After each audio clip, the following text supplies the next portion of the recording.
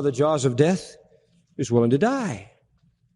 A man of courage and a man of love. He did not want to be separated from Christ. Put it this way. Death, yes. Disloyalty, never. He could never be disloyal to Jesus. He could die for him before he'd be disloyal. That's how deep his love. Go to chapter 14, and we see him again. And the same attitudes come out again. Jesus gives this little message about letting not your heart be troubled and believing in God, and he's going to prepare a place for you, and I'll come again and receive you unto myself, and where I am, there you may be also, and whither I go you know, and the way you know. He says, you know where I'm going, and you know how to get there. Verse 5, Thomas saith unto him, Lord, we know not where thou goest, and how can we know the way? This is the same heart that's saying, Lord, don't you go somewhere where we can't come. It's the same thing. The thought of separation was the issue with Thomas. I don't like what I hear. You're going to go, and we're not going to know where you are or how to get there. His heart, I think, is nearly broken as he speaks. And he's a pessimist again. He says, we'll never find the place. It's a bleak, negative, bewildered heart. Jesus tells him, Thomas, I am the way, truth, and the life. No man cometh unto the Father but by me. What he's saying is, I'll take you, Thomas. I'll take you there. I'm the way. You don't have to fear. I'm not going to go someplace and leave you. You see the same pessimism again, don't you? And you see the same love again. Let's go to a third and last look at Thomas. John 20. Jesus died. You know what happened to Thomas when Jesus died? He said, I knew it.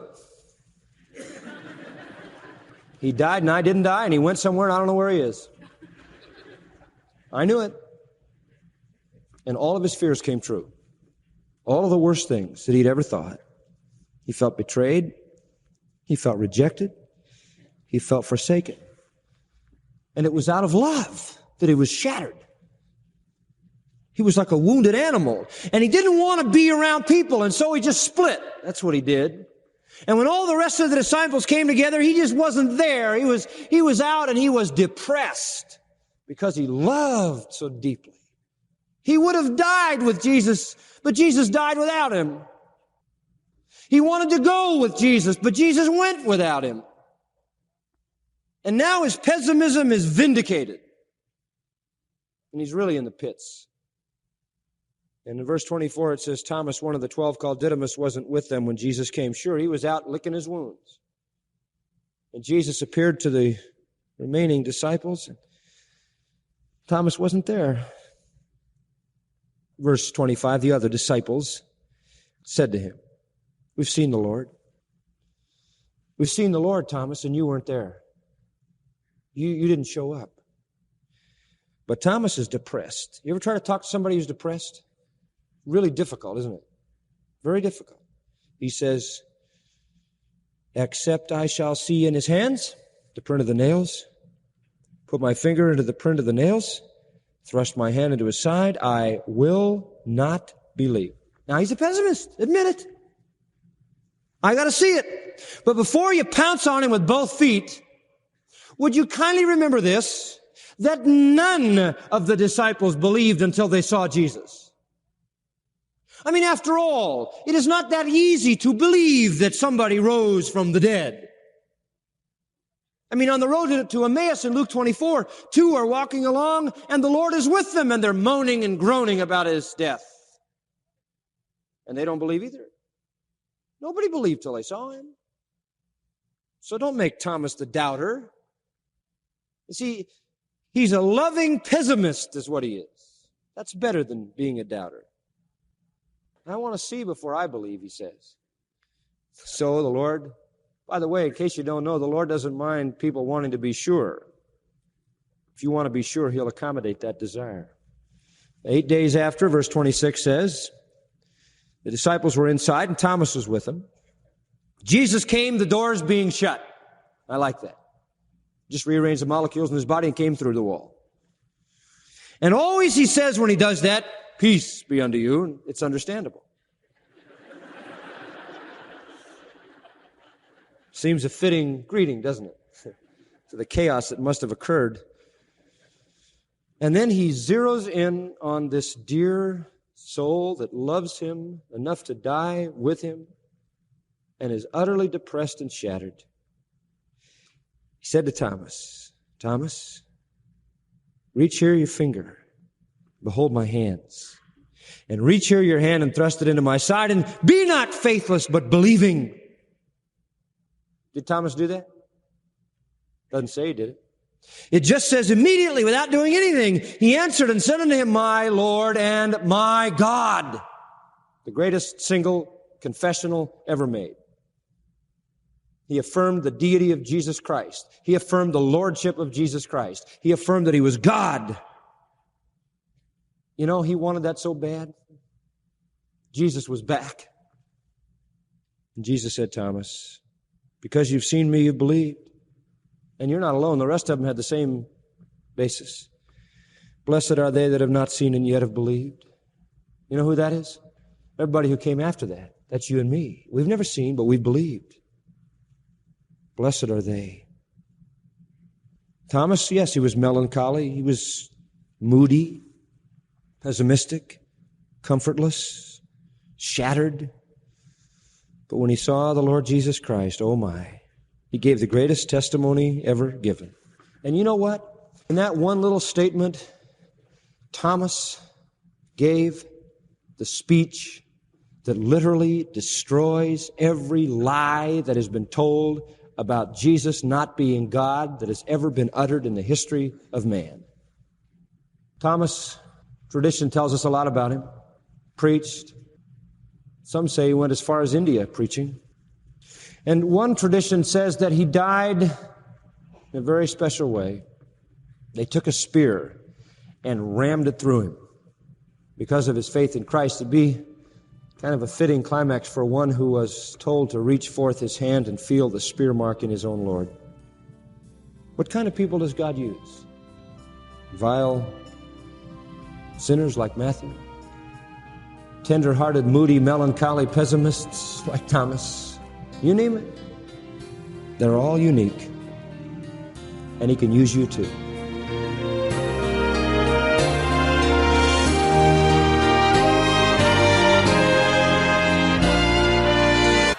Now look all around you, look all around you, look all around you. Now look straight ahead. Say, my future is my focus. Amen. You may be seated. I'm going to teach a little bit today. Can I teach? Teach a little bit today. I might preach a little too. I might preach a little, teach a little, dance a little, shout a little. I might sing a little.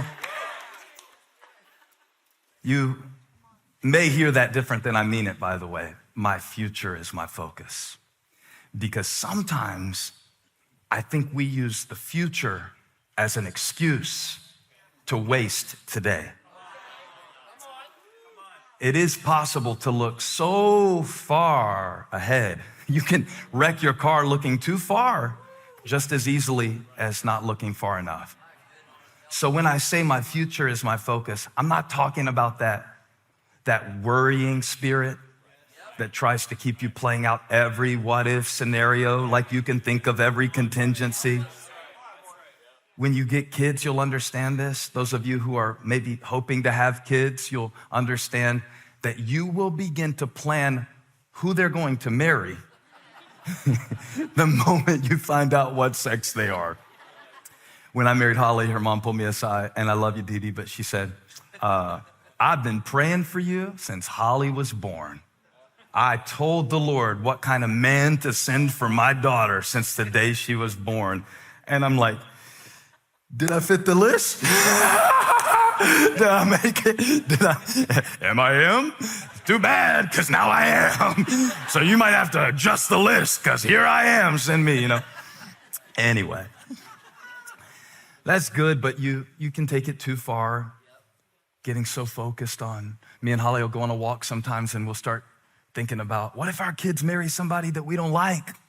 It's like, it's all right. Abby is 11. She's got at least 50 more years before we let her date. Say it again. My future is my focus. And so a lot of the things that are going on in your mind, I'm just going to be honest with you, you're trying to do too much too soon. You're trying to do too much too soon. You know that feeling you can get in a conversation where you're talking to somebody and then you take it a little too far and you even kind of back up and you say, too far? This happens to me all the time because I'm a pastor and people have a certain perception of me as a pastor. And sometimes I like to let them in on what I really struggle with. And I'll say something about, something that's not completely sanitized. And I'll get this sense like, ooh, too far. They can't handle that. That's too far. I get that sometimes when I'm preaching. Sometimes when I'm preaching, I'll start digging at something and I can tell, oh, this is a little too deep, too quick. This is not a Sunday morning point. This is something for a Bible study. This is for a men's Bible study. Back it up. This is for a men's only Bible study. Oh yeah, too far. And then there's too soon. And so that's a real danger.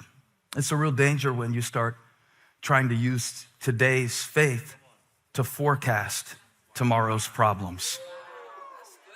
Remember, the hymn writer said, strength for today and bright hope for tomorrow.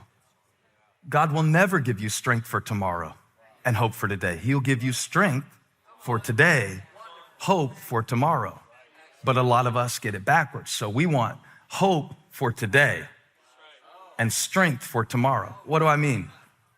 We kind of get in our minds that what's next will be better. When we get that in our minds to a certain degree, we do the opposite of Joseph in the Bible. Joseph did not wait until he was in a position of influence, like we talked about last week, to begin to serve God with integrity. Watch this.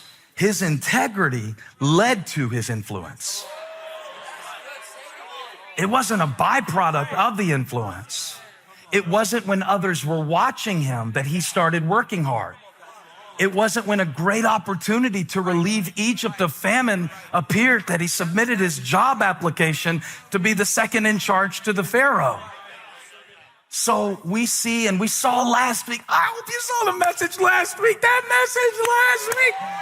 we covered 40 years of faithfulness in Joseph's life that led him to this point of forgiveness for everything that had happened to him in his past, for everything that had happened to him at the hands of others, for everything that Joseph couldn't necessarily let go of, but God helped him get over what he couldn't let go of. There's something in your life right now that you can't let go of. But the word God is going to give you today is going to help you to get over what you can't let go of. I don't necessarily mean something that somebody did to you, although it very well could be that. It could be your idea of what somebody did to you. But if we ask them, they would see it differently. So we're not talking about what somebody else did. We're talking about what is happening on the inside of you. Say, my future is my focus. Now, to get us to this place, I want to revisit Genesis 50 from last week and kind of take it a little bit deeper than what I was able to share. Let's go beneath the surface of this conversation. Just to remind you, and I was telling my friend said, I liked your sermon and it made me mad. I said, I did it right. I did that one right. Because if you could hear this idea that you are not in the place of God, what Joseph said, what you're going to see in a moment, if you can hear that and it doesn't challenge you, you didn't really hear it. If you hear you are not God and all you hear is, so I have no responsibility because God's going to do it, then you didn't hear the message. You didn't hear the scripture. You turned the scripture into a sedative. But it doesn't strengthen you. If it only sedates you. Okay, I'm not God, so I'm just going to let God work it out. I'm just going to let God do it. Y'all, God did not preach this sermon to me today. I studied it. Lord, give me the message. You know the next thing the Lord said? Open your books. You know those big books you don't like to read? Your message, your blessing is in your books. So when she said, I liked it, it made me mad, I said, good, because it's gonna do you some good if it irritated you a little bit. Look at this, I'm gonna go through it slowly today. You ready? Concord, are you ready? Gaston, are you ready? All right. Let's make it sure. Listen to Joseph at age 56 in the halftime of his life making a decision about what he's going to do with his brothers who betrayed him, who are now kneeling before him, begging him, be good to us. Remember, they haven't changed because they are still lying to him, saying, your dad wanted you to forgive us. It was dad's idea. It was. When you think about the elder brother, on one hand, he has a lot of pluses. He has always done the will of the Father. He has been consistently dependable.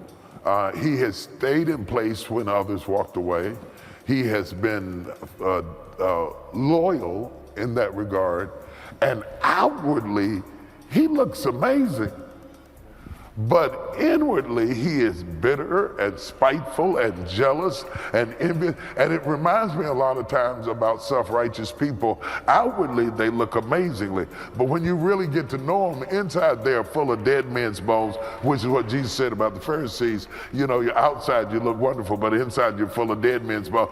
Now, the elder brother might not have been stinking outside, but he is pure OD rotten on the inside. Anytime your little brother that could have been dead is now alive and you're so busy being jealous that you can't even come on the inside, that says something about your integrity. And if you take that and you're listening at me right now, it's easy to rake that at somebody else rather than to take a hole and pull it back into you. But all of us have people with which we have built up walls of resistance that do not reflect the mercy and love of God. And what good is our theology if it doesn't act out in our behavior?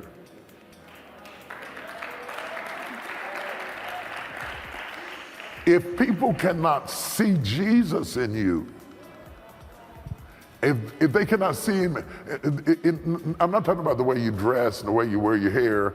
I'm talking about in the way that you love, the way you treat people, the way you interact with people. If they can't see the personality of God without opening their Bible, Paul said that we are living epistles read of men every day. So that means the people at work should be able to read you and see Jesus. That means your unsaved children should be able to read you and see Jesus. Not in how puritanical you are, but in how you reflect the fruits of the Spirit, not just the gifts of the Spirit. And yet we have a generation of people who would rather camouflage their lack of fruit with more gifts.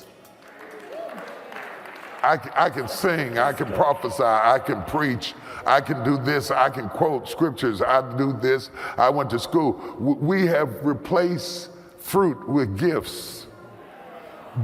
But I can give you a gift and it doesn't have my DNA in it. But if you're fruit, you have to carry DNA from the root. So a gift, there are gifted people in the nightclub. There are gifted people in the street.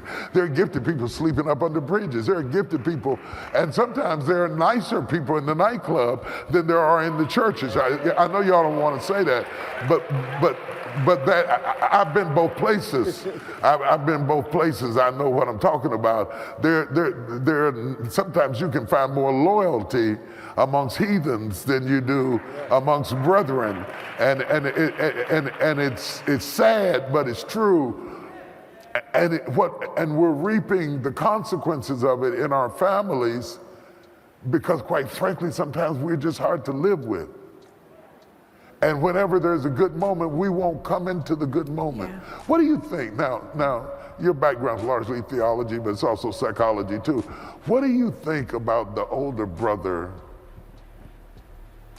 the inability, let's not just talk about the text, but the inability of people to celebrate other people?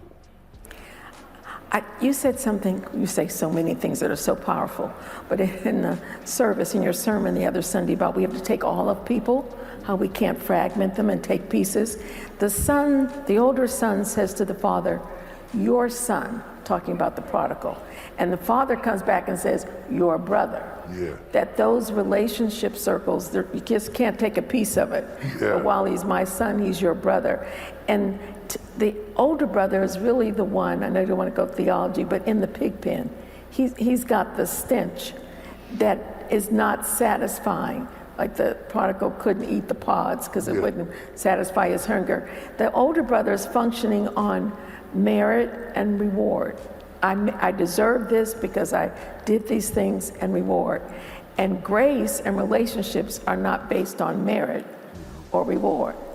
And so we never know if he goes in. So he is the lesser in terms of the model because we know the prodigal son comes back. Yeah. But we don't know what happens to him. Yeah. So that's very interesting. The younger brother, in spite of all of his faults and his stench, he did go into the celebration. The elder brother, in spite of all of his piety and his faithfulness, he never went in. And I think one of the things God is teaching us is that unforgiveness, hostility, anger, and resentment will lock you out of the party. Yes. Yeah, absolutely. The economy of merit will always cause you to go bankrupt in your relationships. Mm-hmm. But that's the culture that we have. Yeah. This meritocracy.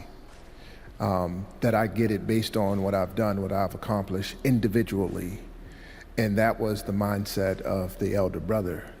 But God operates from an economy of grace, which is totally different from this economy of merit. And so when he sees his brother, who is quote unquote wicked, receive this grace and honor, how can he end up here and not be bankrupt? Yeah. How can he end up here and be this blessed and be this received when he didn't earn it? Mm-hmm. Right. And because he didn't earn it, he shouldn't get it. Right. But if God operated that way, nobody in this room, nobody watching online would be able to lift their hands and say, thank you, Lord. They wouldn't be able to say, if it had not been for the Lord on my side, where would I be? Let's go deeper. I love this. Let's play with this a little bit deeper. The meritocracy is a huge subject. It's absolutely right, and it's very, very, very important. And like blood pressure, high blood pressure, it's a silent killer of relationships. Mm-hmm. You don't deserve the wife I could be. Yeah. Let me bring it where they can get it. Woo. Yeah, you don't deserve the wife I could be. You don't deserve the... Have you ever watched The Exorcist and wondered, are demons real? Well, we interviewed a leading exorcist to find out, and the truth was shocking. Tell me who you are. The one you won't get out. The one you can't. Levitations, vomiting, spitting at the priest with an uncanny marksmanship. That has not been a movie for me. Listen to The Exorcist Files on the iHeartRadio app, Apple Podcasts, or wherever you get your podcasts. Paper Ghosts is a true crime podcast investigating the mysterious disappearance and brutal, unsolved murder of Tammy Zawicki. They just kept telling us from the beginning, she'll be back, she'll be back. We had no clue where she was. Didn't know where to begin looking. Tammy's story shocked the nation. The deeper I searched, the more troubling things I found. The best lead, the best evidence, the best witness was blown off. Listen to Paper Ghosts on the iHeartRadio app, Apple Podcasts, or wherever you get your favorite shows. Fans of the hit TV show Scandal can now revisit every episode on Unpacking the Toolbox, a Scandal Rewatch podcast, hosted by the cast members behind Quinn Perkins and Huck. So, gladiators, grab some Gettysburger and relive Scandal's most iconic OMG moments. We would be in like 110 degrees in a wool coat. Yep. I mean, the chafing that was going on in my pencil skirts, I deserve all the acting awards, people. Listen to Unpacking the Toolbox, a Scandal Rewatch podcast on the iHeartRadio app or wherever you get your podcasts. It is no secret that CNN This Morning is suffering with bad ratings, but tensions boiled over back in December after Don Lemon allegedly yelled at his co-host Caitlin Collins off camera. Now, according to reports, Don approached Caitlin Collins following the show's Thursday, December 8th broadcast and yelled at her as he accused her of interrupting him on air. We have a clip of Caitlin interrupting Don several times as he was mid-story. Take a listen. Frederick Pleiken joining us from Berlin with the news this morning. We are told that the swap happened at the Abu Dhabi airport and that she is on her way back to U.S. soil. Again, Brittany Griner, the WNBA star, released from Russian detention. We're standing by for the President of the United States. It's been 10 months since she's been held in captivity. 8:30 this morning. The Worldwide Resources, Frederick Pleiken and others are on the ground there, and we're going to continue to follow. Brittany Griner, the WNBA star who has been detained in Russia and was at a penal colony, faced 9 years there, has been released in a prison swap with Victor Bout, the Russian arms dealer. President Biden, as you see there on the right-hand side of your screen, you see President Biden expected to speak at the White House at any moment now. And one he thing was to briefed. watch. Stand by 1 second. I know you hear me talking. See, I agree with whatever happened after that. The only mistake Don made was he should have checked her ass on air. Oh, Lord. Yeah, but then that would have been worse. See, y'all, I know where Don at, because it happened to me on this show all the damn time. Play the tape again, and let me show you where Don could have. And can you stop it when I ask you to stop it, Dave? Okay, go ahead. Play the tape, and let me show you how he should have handled it. Frederick Pleiken joining us from Berlin with the news this morning. We are told that the Hold on, swap stop right happened there. at the... Hey, hold on. You hear me talking? I don't need all that. I'm Don Lemon. Go ahead. Go ahead. Happened at the Abu Dhabi airport, and that she is on her way back to U.S. soil. Again, Brittany Griner, the WNBA star, released from Russian detention. We're standing by for the President of the United States. Wait a minute. Hey, I'd have said the second time. I'd have said something to your ass about this now. It's the damn Don Lemon show. Now, Chris Cuomo ain't here no more. And you obviously you trying to get yourself on the come up. But it ain't time for this here. I didn't ask you for all that thing. I do all this on the air. Go ahead, Dave. Run It's been 10 months since she's been Stop held right in there. I'm captivity. ready to everybody ask you how long it's been. We know it's been 10 months. We've been reporting on it the whole damn time. She got 9 years. We've been counting everything. We know how many days she's been over there. She got 10 months. We heard that. Right. 8:30 this morning. The Worldwide Resources, Frederick Pleiken and others are on the ground there, and we're going to continue to follow. Brittany Griner, the WNBA star who has been detained in Russia and was at a penal colony, faced 9 years there, has been released in a prison swap with Victor Bout, the Russian arms dealer. President Biden, as you see there on the right-hand side. Stop right there. Oh, you didn't want to say nothing when I said penal colony, though, did you? Oh, that was a little bit too touchy for you? You wanted to stay out the gray area? You wanted to play it safe? We said penal colony is where you should have jumped in, but you're scared, though. Go ahead, Dave. President Biden expected to speak at the White House at any moment now. And one he thing was to briefed. watch. Stand by 1 second. Stop, wait, hold on. Hey, what you doing? What is you doing? How many times you trying to jump in here and make this about you? You ain't no damn star. And what you gonna do, listen to me. Steve had the same problem on his show. With who? That damn Shirley Strawberry is always getting in his lane, talking while he talking. Whatever. You be right there, Shirley. Ain't no whatever. It ain't time for you. This is the Steve Harvey Morning Show. It don't even say with Shirley Strawberry. Oh, I'm going to go crying to the boss when we get off. Now you're going to now the white I lady know finna what to cry. do. I know what to do. They finna send my ass home. Yes. They off. All right. Coming up in 20 minutes after the hour, we'll have more of the. Oh, this says the Steve Harvey Morning Show. What about it? It might say that, Steve. You ain't want to read it, but it ain't no typo. Yes. You're listening to the Steve Harvey Morning Show. Have you ever watched The Exorcist and wondered, are demons real? Well, we interviewed a leading exorcist to find out, and the truth was shocking. Tell me who you are. The one you won't get out. The one you can't. Levitations, vomiting, spitting at the priest with an uncanny marksmanship. That has not been a movie for me. Listen to The Exorcist Files on the iHeartRadio app, Apple Podcasts, or wherever you get your podcasts. Paper Ghosts is a true crime podcast investigating the mysterious disappearance and brutal, unsolved murder of Tammy Zawicki. They just kept telling us from the beginning, she'll be back, she'll be back. We had no clue where she was. Didn't know where to begin looking. Tammy's story shocked the nation. The deeper I searched, the more troubling things I found. The best lead, the best evidence, the best witness was blown off. Listen to Paper Ghosts on the iHeartRadio app, Apple Podcasts, or wherever you get your favorite shows. What's up, y'all? I'm Guillermo Diaz, and I played Huck on Scandal. And I'm Katie Lowe's, a.k.a. Quinn Perkins, and we're the hosts of Unpacking the Toolbox, the Scandal Rewatch podcast where we're talking about all the best moments of the show. With guests like Tony Goldwyn, who always amped up the fire as President Fitzgerald Grant. Grab your Scandal swag, your double, and join us on Unpacking the Toolbox every Thursday. Listen to Unpacking the Toolbox on the iHeart. Hello to all of you listening to my podcast. Your attention is appreciated and never taken for granted. I hope you find it challenging, useful, and engaging. I've certainly learned a lot doing it. As you might know, this show is ad-supported.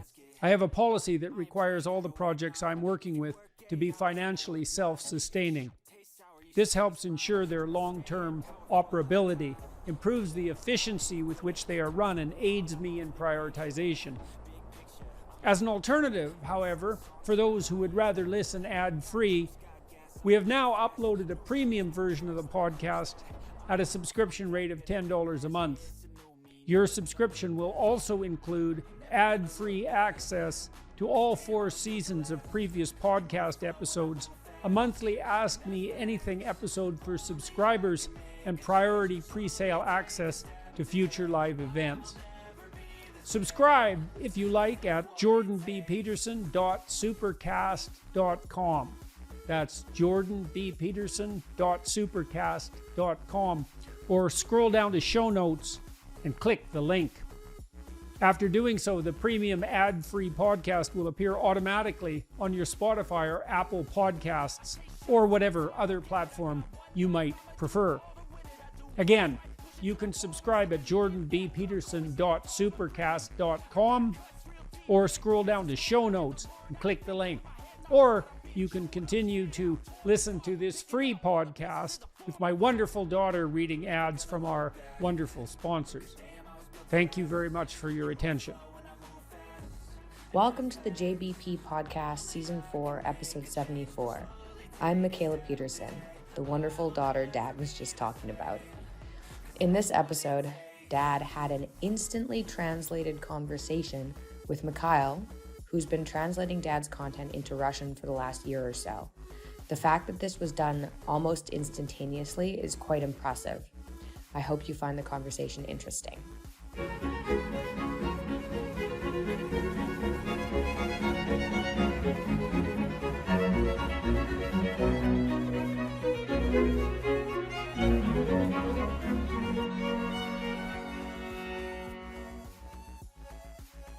Your Bible lectures and your books have a healing effect on people. People write about it in the comments all the time because their lives begin to order and they find new purpose in life, find something to strive for. You encourage them, and it seems to be an enduring effect. It's something that lasts for a long time. And there are a lot of cases like that. So you can't say that's a random effect. It's a pattern. People who read 12 Rules, who watch your lectures, and especially those who have read Maps of Meaning and the books you recommend, experience rapid personal growth. Their emotional states, their health, and their relationships change. I'm shocked and surprised. Yes, we try to do it. We're doing our best. And I can tell you that every day on our different channels in different countries, people ask, when will you post the next Bible lecture? When will we hear the Maps of Meaning? And it's not fake. It's not generated by any kind of advertising, you know. It's not something artificially created. We were just trying to do our best, to do the best job we could. Andrew and Matt did a vast amount of work for the channel. Eric helped us a lot. So I'm not that surprised that our channel took off. We didn't use all those traffic boosting methods. We just took a very careful approach to translation and quality of the content. My team and I spent hours every day talking to publishers from different countries and to your fans from different countries, trying to figure out what kind of translation they wanted. How should we approach the translation? What kind of voice is the best for the voiceover? We found a different tone for each lecture, and it worked. In the beginning, we planned to make a single centralized hub for video production. But we realized very quickly it will sooner or later turn into a treadmill, and the quality and attention to detail that are important for, say, Korean or Arabic viewers can only be provided by the team that shares the same mindset as those listeners. And so we almost immediately began to hire and form teams within each country. That's how we created the Korean team. That's how we created the Arabic team. The Russian team is now fully formed, and these are people who know their thing very well. They know your works and lectures, and they are aware of all the things that surround it, aware of the whole range of scientific knowledge they need to possess in order to properly communicate your ideas. I want to thank you very much for introducing us to Erich Neumann, for example. It was very interesting for us to get acquainted with his work. I have something to say about that. So, I spoke with Professor Camille Paglia a while back, a couple of occasions, and she's one of the West's foremost literary experts and commentators. And Paglia told me, independently of my liking for Erich Neumann, that she thought the whole history of universities in the West would have been different if the English departments in particular had read Erich Neumann and understood him instead of Jacques Derrida and Michel Foucault. And I believe that to be the case. And I was amazed that she said that. That's something I had thought for a very long time. Neumann is an extremely profound thinker. The Origins and History of Consciousness is a remarkable book, and so is The Great Mother. And he, in some sense, he provides an overview and summary of Jung's thinking, which you couldn't get unless you read like 20 volumes of Jung. It's all packed into those 2 volumes, Origins and History of Consciousness and The Great Mother. And so I'm amazed, but also extremely happy that his work has been more recognized, because he's very underappreciated in my estimation. I mean, his books have been in print forever, but he hasn't had the impact on literary critics, for example, English departments, etc., people concerned with literature, that he should have. Second-rate thinkers instead. And he's not a second-rate thinker. He's a very deep thinker. He is a very good psychologist, and the fact that you mentioned him in your works has inspired a particular interest in him in Russia. Viewers of our channel began to buy books by Erich Neumann after hearing about him in your interview with Camille Paglia. That's really good news. And also the fact that you mentioned him in Maps of Meaning has sparked a lot of interest in Erich Neumann. So the other person we should talk about then probably is Mircea Eliade, because he has a 3-volume history of religious ideas, and it's also a great work in my estimation. I really learned a lot from everything I read that Mircea Eliade published. You shall approach anyone near of kin to him to uncover nakedness. I am the Lord. You shall not uncover the nakedness of your father, which is the nakedness of your mother. She is your mother. You shall not uncover her nakedness. You shall not uncover the nakedness of your father's wife. It is your father's nakedness. You shall not uncover the nakedness of your sister, the daughter of your father, or the daughter of your mother, whether born at home or born abroad. You shall not uncover the nakedness of your son's daughter, or of your daughter's daughter, for their nakedness is your own nakedness. You shall not uncover the nakedness of your father's wife's daughter, begotten by your father, since she is your sister. You shall not uncover the nakedness of your father's sister. She is your father's near kinswoman. You shall not uncover the nakedness of your mother's sister, for she is your mother's near kinswoman. You shall not uncover the nakedness of your father's brother, that is, you shall not approach his wife. She is your aunt. You shall not uncover the nakedness of your daughter-in-law. She is your son's wife. You shall not uncover her nakedness. You shall not uncover the nakedness of your brother's wife. She is your brother's nakedness. You shall not uncover the nakedness of a woman and of her daughter, and you shall not take her son's daughter or her daughter's daughter to uncover her nakedness. They are your near kinswoman. It is wickedness. And you shall not take a woman as a rival wife to her sister, uncovering her nakedness while her sister is yet alive. You shall not approach a woman to uncover her nakedness while she is in her menstrual uncleanness. And you shall not lie carnally with your neighbor's wife and defile yourself with her. You shall not give any of your children to devote them by fire to Moloch, and so profane the name of your God. I am the Lord. You shall not lie with a male as with a woman. It is an abomination. And you shall not lie with any beast and defile yourself with it, neither shall any woman give herself to a beast to lie with it. It is perversion. Do not defile yourselves by any of these things, for by all these the nations I am casting out before you defiled themselves, and the land became defiled, so that I punished its iniquity, and the land vomited out its inhabitants. But you shall keep my statutes and my ordinances, and do none of these abominations either to the native or the stranger who sojourns among you. For all these abominations the men of the land did who were before you, so that the land became defiled. Lest the land vomit you out when you defile it, as it vomited out the nation that was before you. For whoever shall do any of these abominations, the persons that do them shall be cut off from among their people. So, keep my charge never to practice any of these abominable customs which were practiced before you, and never to defile yourselves by them. I am the Lord your God.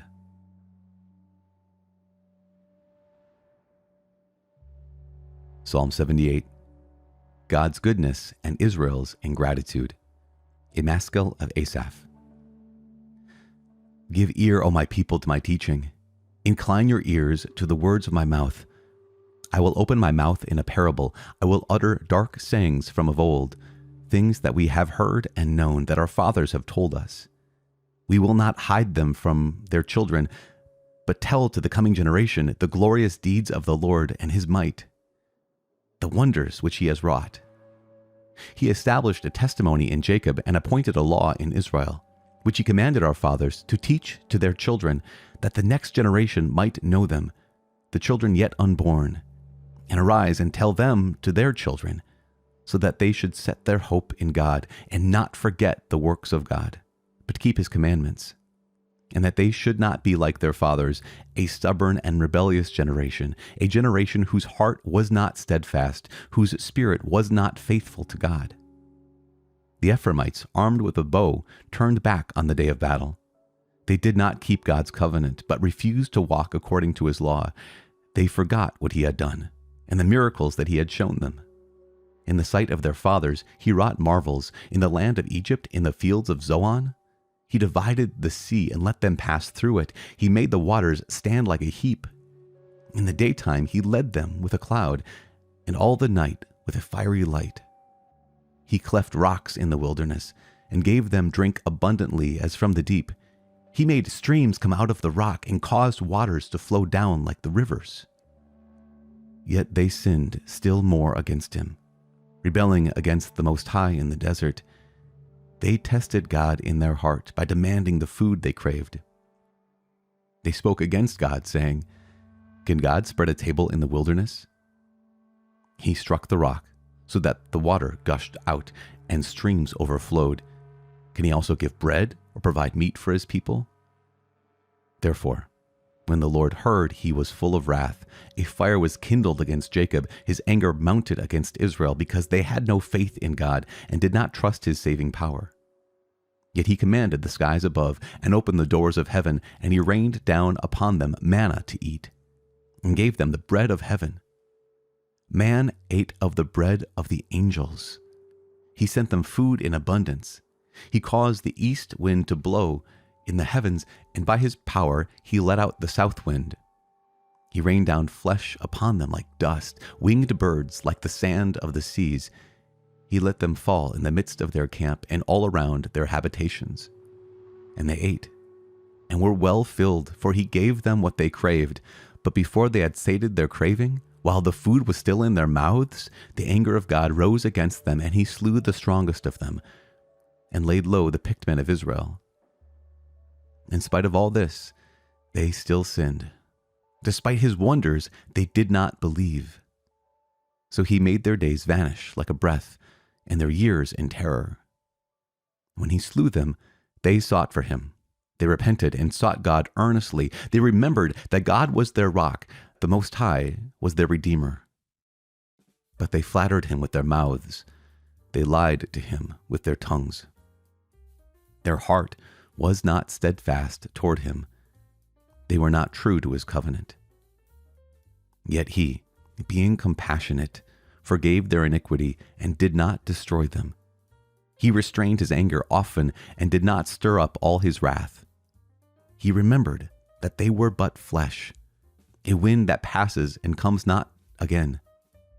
How often they rebelled against him in the wilderness and grieved him in the desert. They tested him again and provoked the Holy One of Israel.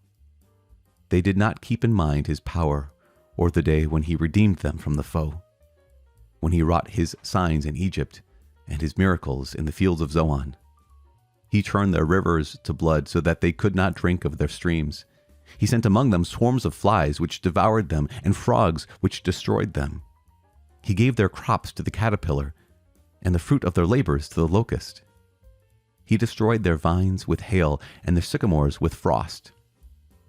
He gave over their cattle to the hail, and their flocks to thunderbolts.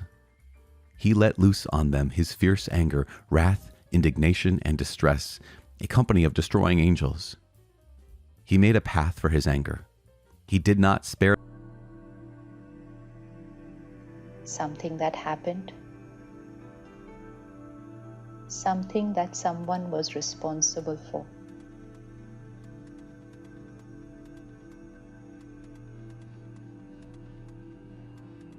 A mistake they made,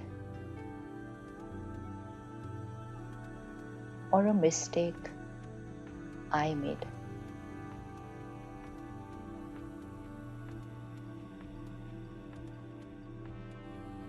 Do I still, in a very subtle way, still blame someone for my hurt, for the rejection I feel,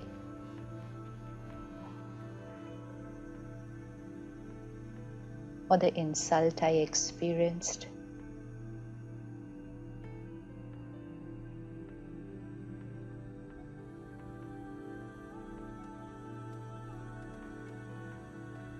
And today, I'm certain that I'm going to release them from my mind and shift them from not a painful past,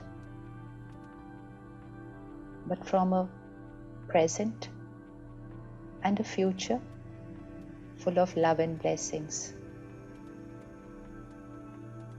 because I am a powerful being. What I feel is not because of what they did. What I feel is because of what I think about what they did.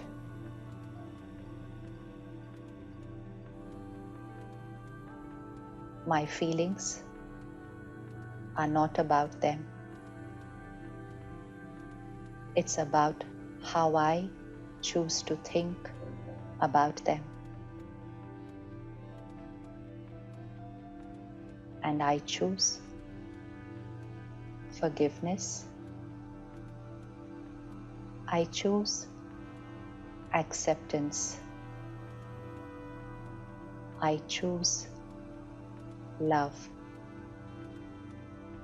because that is truly my nature.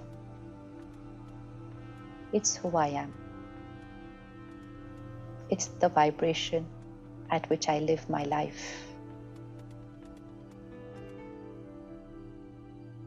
Because that's where true happiness is.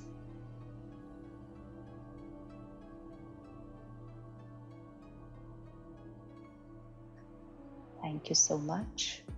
And you can gently come back into the present, keeping the vibration the same, and just reflecting. The only one thing that we need to be happy always. Happy, we all are, but the word to be underlined is always. Always. And always means when situations are not favorable, when people are not my way, and when people are completely opposite to what I expected them to be, and when someone does something which I never ever imagined could happen with me. So irrespective of what situations and people, the energy that they throw towards me, I only need to remember that their power is outside. Their power is outside. People have the power to say what they believe is right. People have the power to do what they believe is right. And we have the power to think what we believe is right.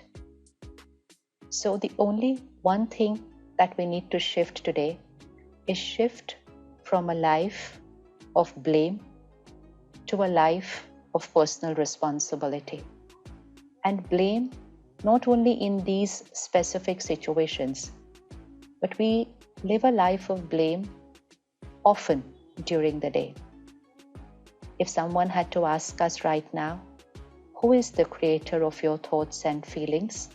It wouldn't even take a second, and we would say, obviously, it's me. I create my every thought, my feeling. Who's that I? That I is the energy, which we call light, power, consciousness, soul, spirit. Words are many. Important is the understanding. I am this energy, the creator of every thought, feeling, and emotion. It's something that I need to affirm many, many times in the day. I am the creator of my every thought, feeling, word, and behavior. I am the creator. And then gently shift my mind to a different vocabulary.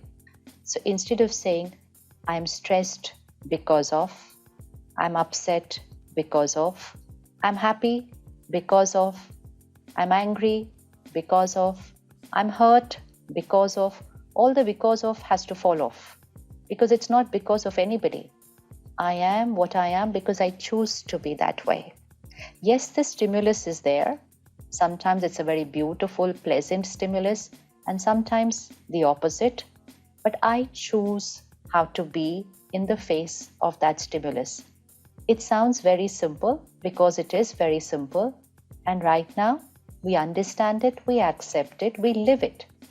but we need to live it in those situations during the day where our mind is speaking this old vocabulary.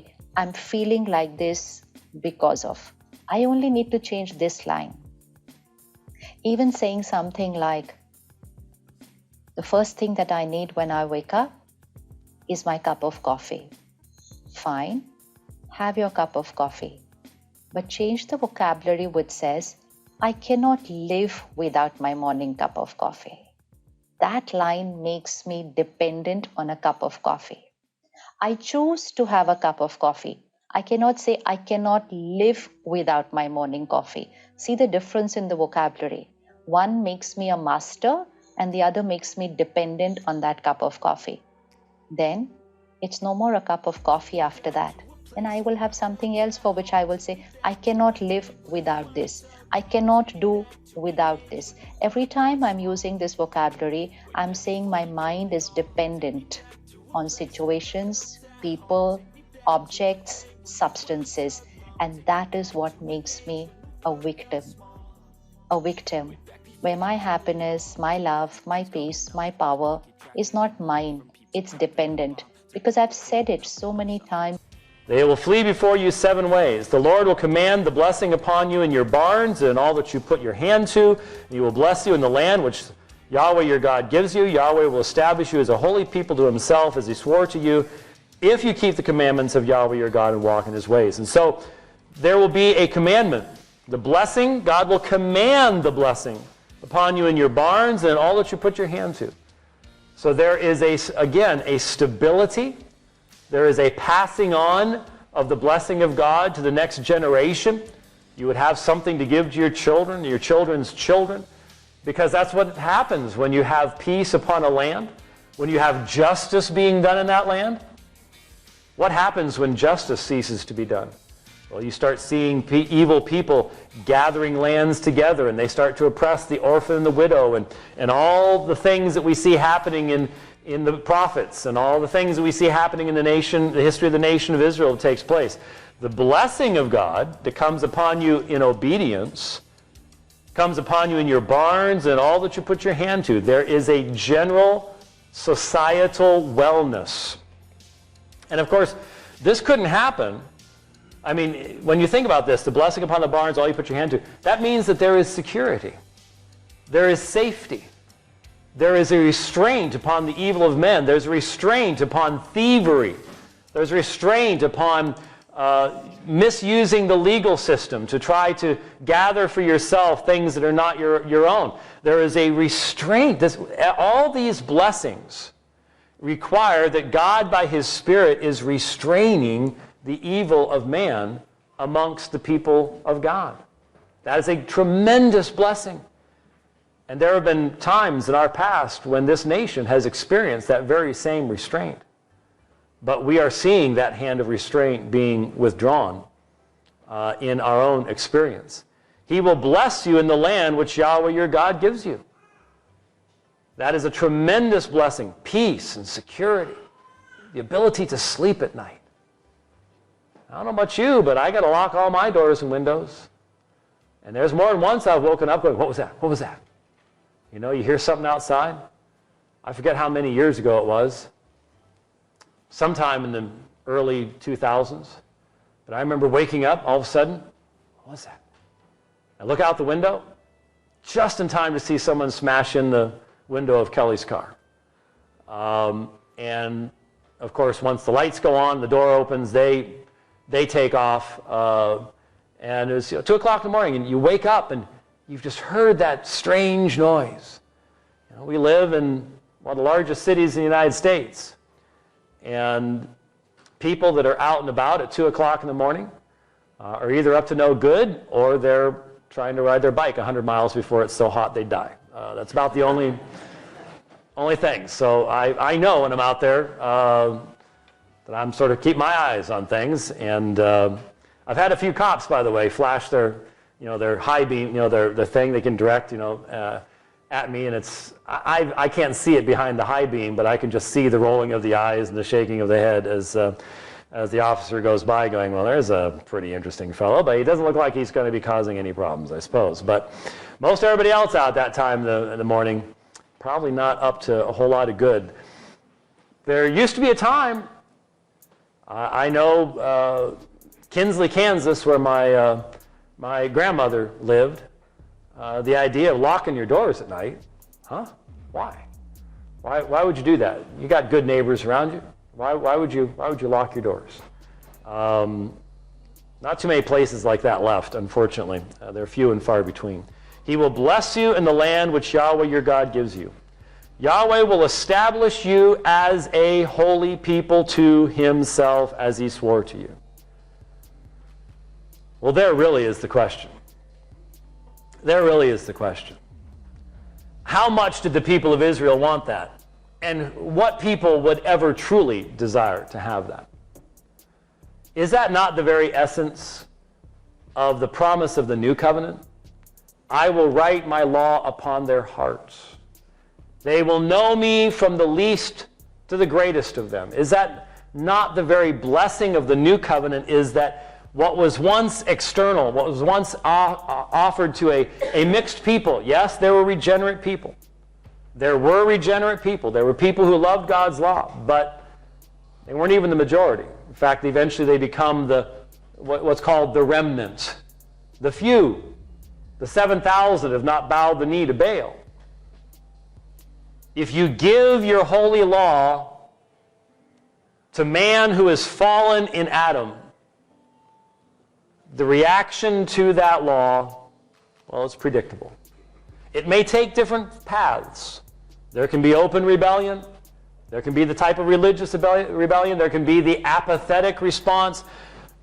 But there will not be on the part of the unregenerate man an ability to truly function as the holy people of God.